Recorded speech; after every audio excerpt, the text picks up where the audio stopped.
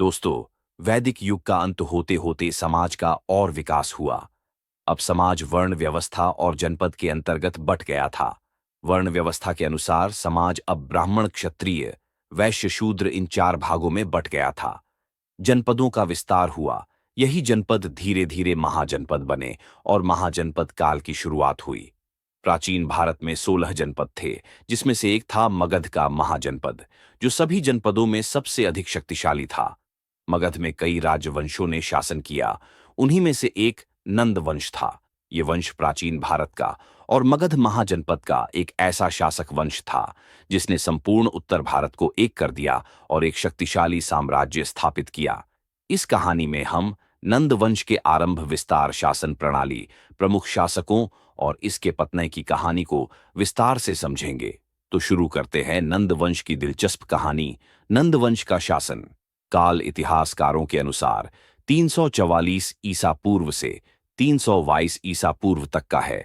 नंद वंश की कहानी शुरू होती है ऐसे व्यक्ति से जो शूद्र वर्ण और नाई जाति से थे, जिसने मगध के चौथे राजवंश के राजा महानंदिन को सत्ता से हटाकर पांचवें राजवंश नंद वंश को स्थापित किया। जिस व्यक्ति को इतिहासकारों ने अनेक नाम दिए, उस व्यक्ति का नाम है महापद्मानंद। नंद वंश से पहले क्षत्रिय राजवंशों का दौर था।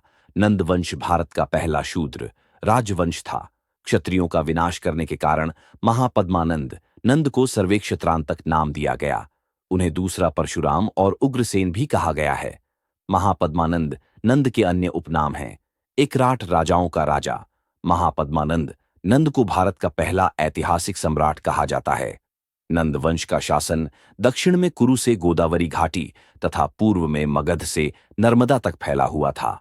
मगध साम्राज्य गंगा घाटी के ऊपरी तथा निचले हिस्सों पर स्थित था, जिससे इन हिस्सों की भूमि काफी उपजाऊ थी। गंगा, सोन और चंपा नदियां मगध को तीनों ओर से घेरती थीं, जिसके कारण इस क्षेत्र का नाम मगध पड़ा। राजगीर और पाटलिपुत्र, वर्तमान में इसे पटना कहते हैं, मगध साम्राज्य की राजधानी हुआ करती थीं। महापद्मानंद के 9 पुत्र थे, जिन्हें नवनंद कहा जाता है, जिन्होंने महापद्मानंद के बाद नंद वंश पर शासन किया। इन 9 पुत्रों के नाम है पांडुक नंद, पांडुगति, भूतपाल, राष्ट्रपाल, गौविशानक, दशसिद्धक, कहवर्तक, करकट, धनानंद। नंद वंश का अंतिम राजा धनानंद था, जिसके समय में सिकंदर भारत आया था। नंद वंश भारतीय इतिहास के महत्वपूर्ण हिस्से के रूप में जाना जाता था, जिसमें समाज, राजनीति, अर्थव्यवस्था, सैन्य, संस्कृति और धर्म के विभिन्न क्षेत्रों में महत्वपूर्ण योगदान दिया। इस वंश ने भारतीय उपमहाद्वीपों में शक्तिशाली साम्राज्य की नींव रखी।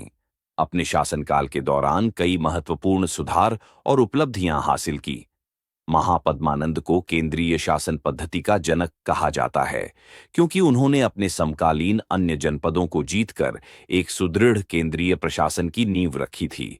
नंद वंश द्वारा किए गए सामाजिक सुधार की बात करें तो महापद्मानंद के शासन में निम्न वर्गों को न्याय और भागीदारी का समान अवसर मिला।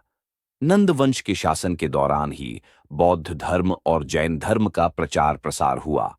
व्याकरण के महान गुरु पाणिनि महापद्मानंद के अच्छे मित्र थे। नालंदा विश्वविद्यालय का निर्माण भी नंद वंश के शासकों ने करवाया था। नंद राजवंश एक अखंड राजवंश था, जिसके पास अपार धन, सैन्य बल, धन बल और जनबल था। नंद वंश का शासन भारतीय अर्थव्यवस्था के विकास और समृद्धि का प्रतीक था। महापद्मानंद के शासनकाल में किए गए कई आर्थिक सुधारों ने मगध को समृद्ध बनाया। महापद्मानंद ने राज्य के भीतर और बाहर व्यापार को बढ़ावा देने के लिए व्यापारिक मार्गों की सुरक्षा सुनिश्चित की। उन्होंने व्यापारी वर्ग को प्रोत्साहित किया, जिससे व्यापार में वृद्धि हुई और राज्य को आर्थिक लाभ मिला। नंद वंश ने कृषि क्षेत्र में भी सुधार किया, जैसे कि सिंचाई प्रणालियों का निर्माण और प्रबंधन। इसने कृषि उत्पादन को बढ़ाया और राज्य को आर्थिक दृष्टि से सशक्त किया। महापद्मानंद ने कर वसूली प्रणाली को व्यवस्थित किया और करों का उचित निर्धारण किया। इससे राज्य को पर्याप्त राजस्व प्राप्त हुआ, जो अन्य प्रशासनिक और सैन्य कार्यों में खर्च हुआ। नंद वंश के सैन्य बल की बात करें तो नंद वंश का सैन्य बल उस समय के समकालीन साम्राज्यों की तुलना में कई गुना अधिक था। नंद वंश की सेना में 2 लाख पैदल सैनिक, 20,000 घुड़सवार, 2,000 महारथी और 3,000 युद्ध हाथी थे। सिकंदर भी इतनी विशाल सेना से टक्कर लेने का साहस नहीं कर पाया और उसे वापस जाना पड़ा। आर्थिक रूप से बात करें तो केंद्रीकृत शासन प्रणाली होने के कारण नंद वंश का शासनकाल आर्थिक रूप से बहुत ही समृद्ध माना जाता है। नंद वंश के शासकों ने एक बेहतर टैक्सेशन सिस्टम और भूमि सुधार और व्यापारिक सुधार के कारण बहुत सारा धन अर्जित किया। कहा जाता है कि इससे पहले किसी भी राजवंश के पास इतना धनबल नहीं था। दोस्तों, वीडियो में आगे बढ़ने से पहले अगर आपने अभी तक हमारे चैनल नीरज कुमार सविता जी को सब्सक्राइब नहीं किया तो चैनल को सब्सक्राइब जरूर कर लें और साथ ही बेल आइकन को प्रेस करें ताकि हमारी हर वीडियो की नोटिफिकेशन आपको तुरंत मिल जाए। तो वीडियो को कंटिन्यू करते हैं। दोस्तों, हर राजवंश की तरह नंद राजवंश का भी कुछ समय बाद अंत हो गया। नंद वंश का अंतिम राजा धनानंद था, जो धन का अत्यधिक लोभी था, साथ ही कुछ हद तक क्रूर शासक भी था।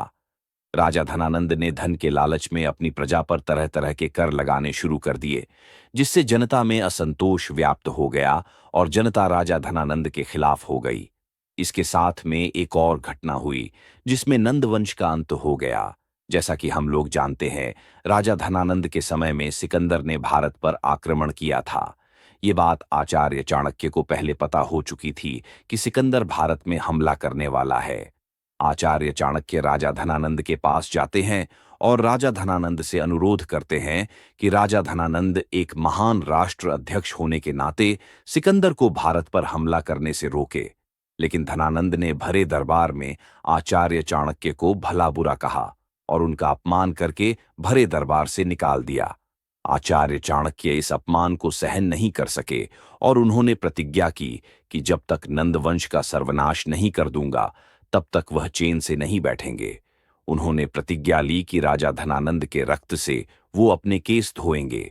इसके बाद आचार्य चाणक्य की मुलाकात चंद्रगुप्त मौर्य से होती है, जिन्हें शिक्षा देकर आचार्य चाणक्य इस योग्य बना देते हैं कि वह नंदवंश का खात्मा कर सके। उसके बाद चंद्रगुप्त मौर्य ने राजा धनानंद की हत्या करके एक शक्तिशाली साम्राज्य मौर्य साम्राज्य को स्थापित किया। इस प्रकार नंद वंश का शासन समाप्त हो गया। दोस्तों, ये वीडियो आपको कैसी लगी? वीडियो अच्छी लगी हो तो लाइक शेयर करना ना भूलें। मिलते हैं अगली वीडियो में, तब तक के लिए धन्यवाद। जय हिंद, जय भारत।